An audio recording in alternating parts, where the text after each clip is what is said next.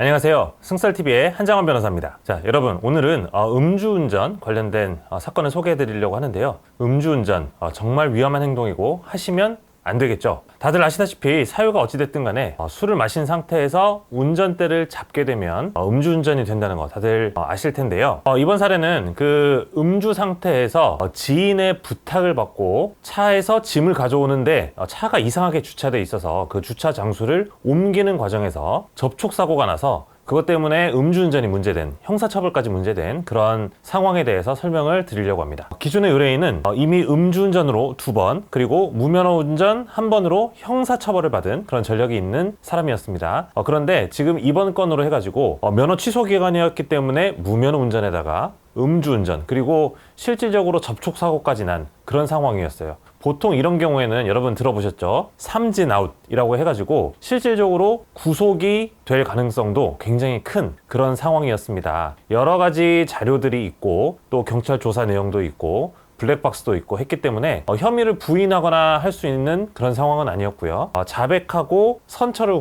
구하고 어쨌든 법정 구속만은 면할 수 있도록 그렇게 선처를 구해야 되는 그런 상황이었습니다. 음주운전 3번 그리고 무면허운전 2번이었기 때문에 저도 처음에 사건을 맡으면서 굉장히 위축이 되는 그런 면이 있었어요. 그래도 의뢰인이 굉장히 본인의 잘못을 반성을 하고 양형 자료와 관련해서 최선을 다해서 준비하는 모습을 보여줬고 저도 최선을 다해서 변론을 해보자, 선처를 구해보자 라는 마음으로 이 사건을 대하게 되었습니다. 저희가 논의 끝에 준비한 양형 자료들이 있는데요. 몇 가지 소개를 드리려고 합니다. 이 정도의 성의를 보이면 재판부에서도 이 사람이 정말 반성을 하고 있구나 라고 생각을 하게 되는 것 같아요. 피고인은 자발적으로 그 도로교통공단에서 운영하는 음주 클리닉 또는 교통안전교육 등에 7번 정도 참석을 하였고요. 그리고 심리상담기관에서 음주운전 관련된 교육들을 받았을 뿐만 아니라 또 한의원에서 운영하는 음주 클리닉에도 참석을 해서 이런 여러 가지 다시는 음주와 관련해서 문제를 일으키지 않겠다라는 그런 결심을 보여주는 자료들을 충분히 모았습니다. 이 음주운전이 얼마나 사회적으로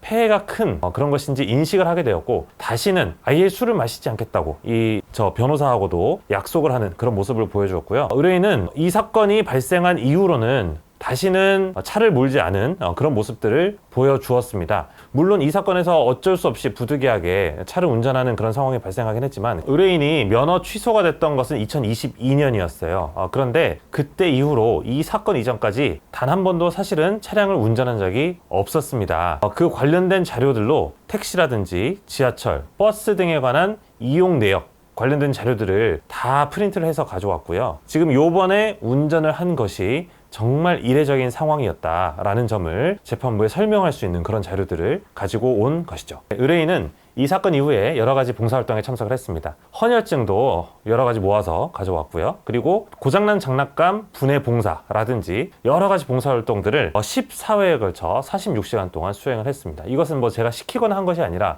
본인이 정말 사회에 기여하겠다라는 마음으로 여러 가지 그런 봉사활동 자료들을 가지고 온 것이었어요. 또 피고인은 그 아내와 함께 같이 거리에 음주운전 금지라는 그런 기술이 적힌 피켓을 들고 나가서 음주운전 근절을 희망하는 그런 시위, 피켓 시위를 하는 그런 모습도 보여주었습니다. 그래서 그 사진들을 갖고 와서 이 사람이 사실은 이런 것들이 조금 창피할 수 있는 그런 일이잖아요.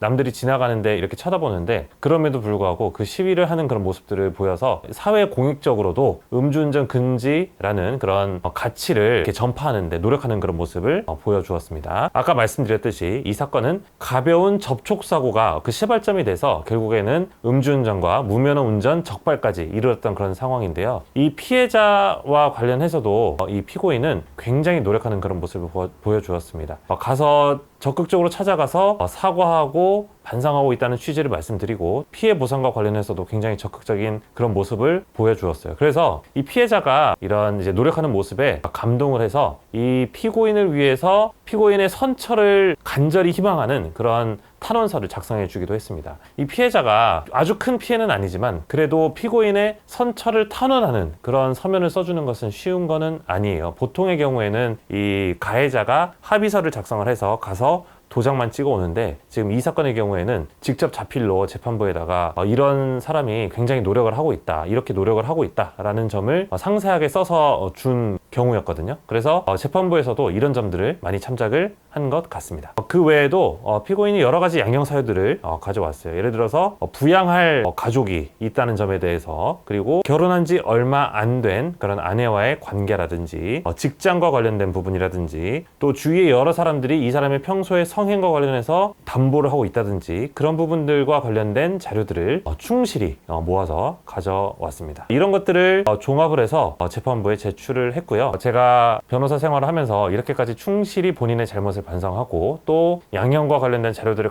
가져오는 피고인은 처음 보았다. 이런 부분과 관련해서 재판부에서도 충실히 읽어주시면 피고인의 마음을 아실 수 있으실 것이다 라는 취지로 처음에 기술을 하고 변론노지서를 작성해 나가는 그런 일이 있었습니다. 이런 과정들을 거쳐서 재판부에서는 결국에는 피고인에 대해서 구속을 하지 않고 집행유예 선고를 하는 그런 결과를 받을 수 있었습니다. 물론 음주운전은 절대 하면 안 되겠죠. 굉장히 사회적인 어떤 폐해가 클 수 있는 그런 범죄이지만, 이런 일이 벌어지고 난 다음에 태도도 굉장히 중요합니다. 단순히 본인의 형사처벌을 면하기 위해서 뿐만이 아니라 진정으로 내가 자신의 잘못을 반성하고 다시는 그런 일을 범하지 않겠다라는 그런 각오를 다지는 데 있어서도 그 이후에 양형 자료들을 준비하는 것은 큰 의미가 있다라고 볼 수 있겠습니다. 그래서 여러분, 만일에 잘못을 하셨다면 그 부분과 관련된 본인의 태도가 어때야 할지 생각을 해보시고 그런 점과 관련해서 변호사와도 깊게 상담을 하시게 되면 정당한 결과를 받는 데 있어서 굉장히 도움이 될 것입니다. 오늘은 음주운전 관련해서 말씀을 드렸고요. 이런 것들이 도움이 되셔서 여러분 닥쳐있는 그런 문제가 잘 해결되시기를 바라겠습니다. 감사합니다.